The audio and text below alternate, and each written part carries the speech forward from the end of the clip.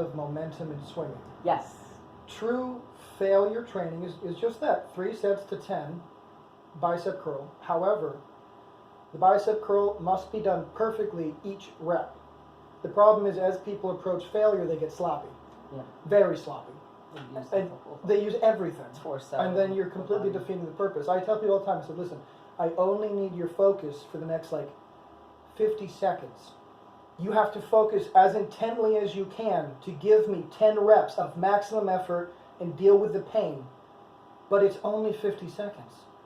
And most people just can't take it. It's just the way it is. People just don't like to deal with the pain. I don't know what it is. I love getting uncomfortable because I know it equals growth. Right.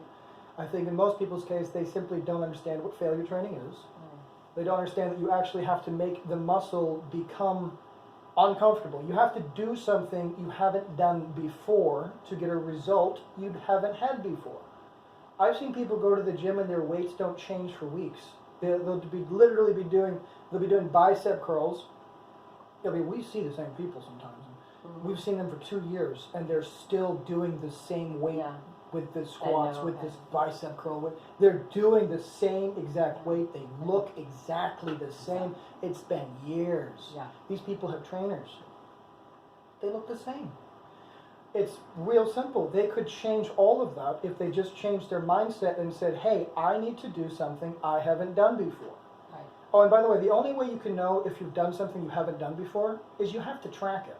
You have to write your workouts down. So if you say, this week I got 10 reps with 10-pound bicep curls for 3 sets, which, by the way, if you're training to failure, it'll be more like 10 reps and then 10 reps and either 9 or 8 reps the last set. That's usually how it goes. You can't consecutively get the same number of reps. Your muscle, and if you are, you're not training to failure.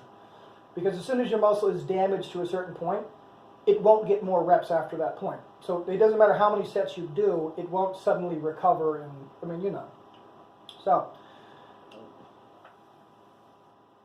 to summarize, and everybody knows this, but insanity is doing the same thing over and over and over and expecting different results.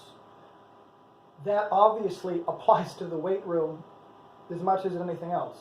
If you have a personal trainer and your body's not changing every week, get a new personal trainer. No, don't be emotionally attached to them just because you've worked with them for a long time. Don't get emotional about it. It's your life. You have goals. They're not helping. Get a new one. It's no hard feelings, because if you're giving somebody money to help you and you're not getting results, get a new trainer. Or change your mindset. The problem might be you. You might not be doing what they're telling you to. That is also a very likely case. I have no idea how many people I give the perfect advice to. I say, here, follow this, everything's going to be great. I check in with them a week later. I said, hey, how's it going? They said, I haven't done anything yet. I said, why not? Whatever reason. I said, okay, well, try it and get back to me in a week. Yeah. And they get back to me in a week. They said, well, I did it 2 days, and I didn't have any results. I said, I could have sworn I said to do these exact things for 7 days. And by the way, these are 10-minute things, people, 5, 10, 15-minute things. We're not talking crazy shit here. And they won't do it. Yeah. And I say, listen, I cannot help somebody who will not help themselves. So check your attitude.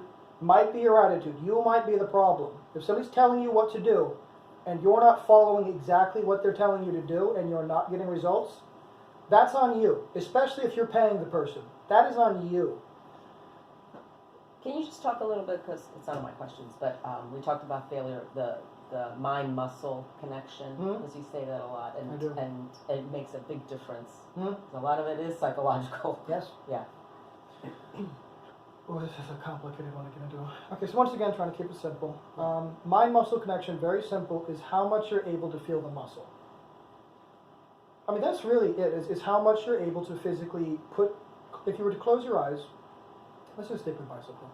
If you were to close your eyes and you keep doing bicep curls, you should be able to feel the muscles squeezing, contracting, getting tight at the end, slowly loosening. You should be able to feel all of that. And by the way, the only way you're going to feel all of that is if you're doing the exercise correctly. Right. This is a huge fallacy of not only average people in the gym, but also bodybuilders and other sports. I always go to bodybuilders, not a bodybuilder, but in other sports as well. It's real simple. They always say things like, I like this exercise because I feel it better here. And it drives me crazy when I say that, because if you like an exercise because you can feel the squeeze better, that does not mean it's a superior exercise.